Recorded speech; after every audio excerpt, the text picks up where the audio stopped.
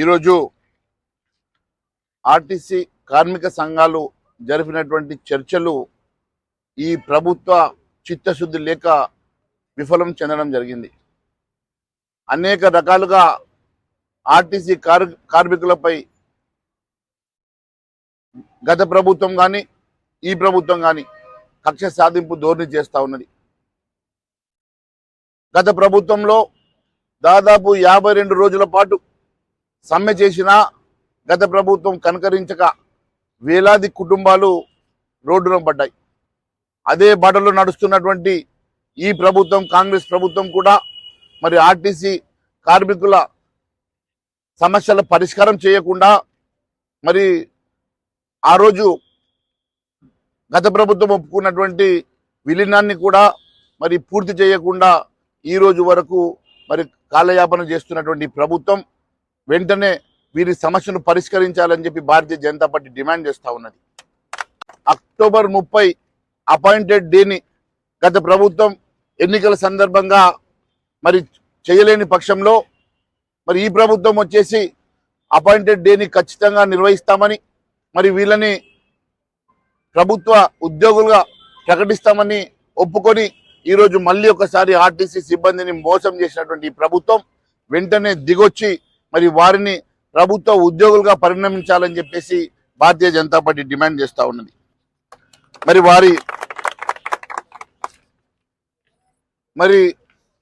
వారి న్యాయమైనటువంటి డిమాండ్లను ఎందుకోసం అని చెప్పి ఈ ప్రభుత్వం పరిష్కరిస్తలేదో మరి సమాధానం చెప్పాలని చెప్పి కోరుతా ఉన్నాం.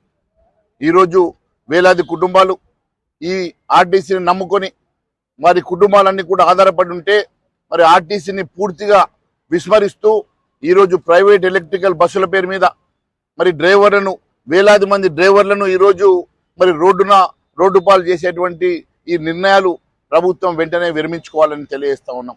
ఒకటిగా ఆర్టీసీ డిపోలను ప్రైవేటీకరణ చేస్తున్నటువంటి ప్రభుత్వం, ఒకటిగా మరి ఆర్టీసీ డ్రైవర్లను మరి విధుల నుంచి తీసేస్తున్నటువంటి పరిస్థితులు చూస్తూ ఉంటే పూర్తిగా ఆర్టీసీని ప్రైవేటీకరణ చేసే ప్రయత్నం చేస్తున్నట్టుగా మరి కార్మికుల్ని మరి రోడ్డు మీద గాలి వదిలేసేటువంటి పరిస్థితి కనబడతా ఉన్నది. ఆర్టీసీ ప్రభుత్వం గత బడ్జెట్లో కూడా ₹1 కేటాయించలేదు. మరి వేలాది కోట్ల రూపాయలు ఈ ఆర్టీసీ మీద భారం మోపుతూ ఈరోజు మీరు తీసుకొచ్చినటువంటి ఉచిత బస్సు కూడా ఈరోజు ఆర్టీసీ మీద భారంగా మారింది. మరి ఈరోజు దాదాపుగా 1000 ఆర్టీసీ బస్సులు కొనుగోలు చేసి మరి ఆ డబ్బును కూడా ప్రభుత్వం భరించాల్సినటువంటి ప్రభుత్వం ఇప్పటికీ కూడా ఆర్టీసీ మీద మోపే ప్రయత్నం చేస్తూ ఉన్నది. మేము అడుగుతా ఉన్నాం, ఆర్టీసీ ఎలక్ట్రికల్ బస్సులు మీరు కొనుగోలు చేస్తున్నటువంటి బస్సులు, దానివల్ల మరి ఈరోజు గతంలో ఉన్నటువంటి బస్సుల మీద ఆధారపడే డ్రైవర్లు కానీ లేకుంటే మెకానిక్ ఎంప్లాయీస్ కానీ మరి వారికి ఏ రకమైనటువంటి ఉపాధి ఇస్తారో దానికి మరి సమాధానం చెప్పాలని చెప్పి మేము డిమాండ్ చేస్తూ ఉన్నాం. ఈ మేరకు కార్మిక సంఘాల జేఏసీ 2026 మార్చి 13న ఆర్టీసీ ఎండి సమ్మె నోటీస్ అందజేశారు. 45 రోజుల్లో తమ డిమాండ్ నెరవేర్చాలని మరి వారు ఆ రోజు డిమాండ్ చేస్తే దానికి ఒప్పుకున్నటువంటి ప్రభుత్వం ఈరోజు కాలయాపన చేస్తున్నటువంటి సంగతి నేను గుర్తు చేస్తా ఉన్నాను. అంతేకాదు గత అసెంబ్లీలో కూడా ఆర్టీసీ కార్మికుల సమస్యను పరిష్కారం చేయాలని నేను స్వయంగా అసెంబ్లీ సాక్షిగా మాట్లాడితే ఆ రోజు మా గొంతు కూడా నొక్కే ప్రయత్నం చేశారు, మా మైకులు కట్ చేశారు, మమ్మల్ని ఈ సమస్యలు మాట్లాడకుండా ఆపే ప్రయత్నం చేశారు. అయినప్పటికీ కూడా భారతీయ జనతా పార్టీ ఆర్టీసీ కార్మికుల పక్షాన ఖచ్చితంగా నిలబడుతుంది. వారికి మేము పూర్తి మద్దతు ప్రకటిస్తా ఉన్నాం.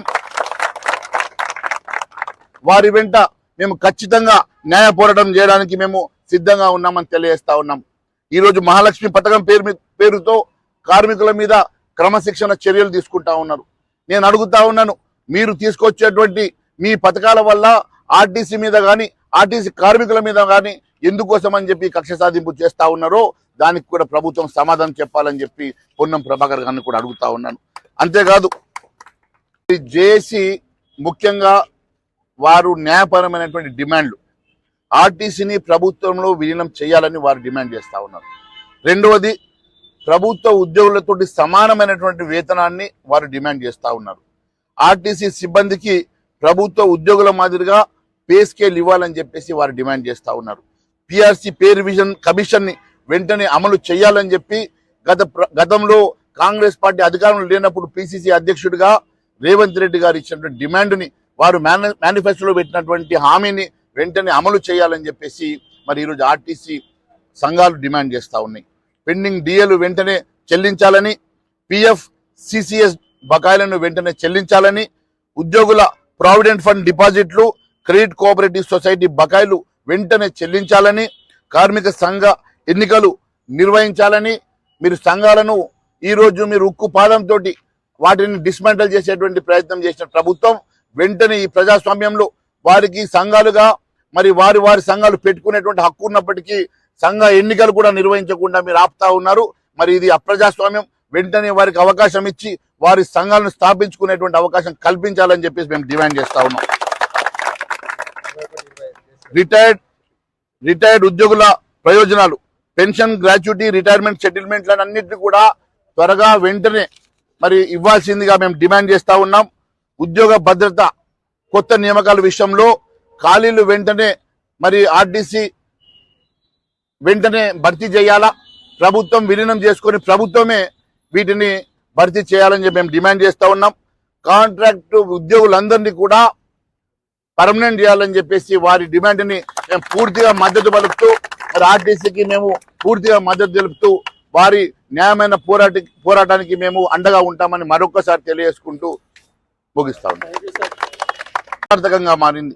ఆర్టీసీ కార్మికులకు ఎలక్ట్రిక్ బస్సు షాక్ తగిలింది. ఆర్టీసీ కార్మికులు ఈరోజు వేలాదిగా వస్తున్నటువంటి ఎలక్ట్రికల్ బస్సుల ద్వారా ఉన్నటువంటి డ్రైవర్ల ఉద్యోగాలు కూడా మరి ఊడిపోయేటువంటి ప్రమాదం కనబడతా ఉన్నది. దీనికి ప్రభుత్వం ఏ రకమైన పరిష్కారం చేస్తుందో ఖచ్చితంగా ప్రభుత్వం సమాధానం చెప్పాలని చెప్పి మేము డిమాండ్ చేస్తా ఉన్నాం. అంతేకాదు,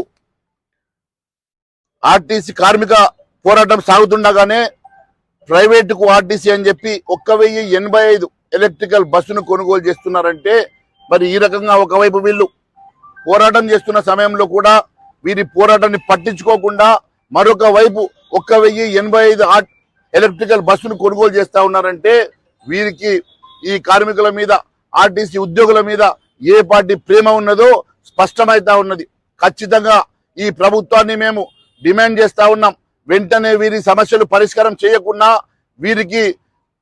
వీరి డిమాండ్లను, న్యాయపరమైనటువంటి డిమాండ్లను మీరు పూర్తిగా పరిష్కారం చేయకుండా వీరి వెంట న్యాయ పోరాటానికి వీరి వెంట పూర్తిగా భారతీయ జనతా పార్టీ అండగా నిలబడి వారి వెంట మేము ఉంటామని చెప్పి తెలియజేస్తా ఉన్నాం.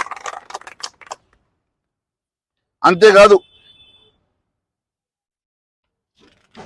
రూట్లను స్వాధీనం చేసుకుంటున్నటువంటి ఈవీల సంగతి కూడా అనేకమైనటువంటి మరి ఒక్కటిగా ఒక పథకం ప్రకారం ఆర్టీసీని ప్రైవేటీకరణ చేయడానికి చేస్తున్నటువంటి ప్రభుత్వం చేస్తున్న పథకం చాలా స్పష్టంగా కనబడతా ఉన్నది.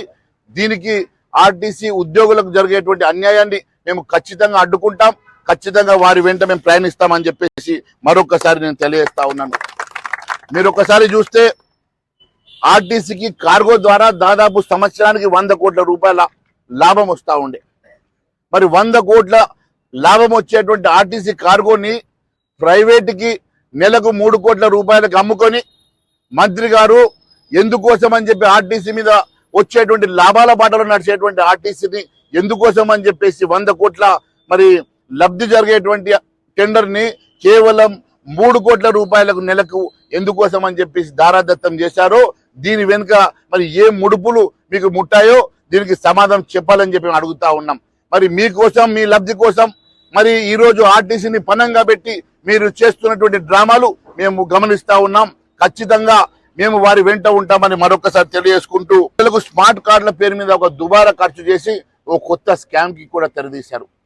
ఇప్పుడే మిత్రులు చెప్తా ఉన్నారు, మరి అవుట్ సోర్సింగ్ పేరు మీద మీరు తీసుకొచ్చేటువంటి ఎలక్ట్రికల్ బస్సుల కోసం తీసుకొచ్చేటువంటి ఉద్యోగుల వలన, అవుట్ సోర్సింగ్ ఉద్యోగుల వలన ఇక్కడ మరి ఎగ్జిస్టెంట్ గా ఉన్నటువంటి అనేక మంది కార్మికుల భవిష్యత్తు గురించి మీరు ఏమైనా ఆలోచన చేశారా?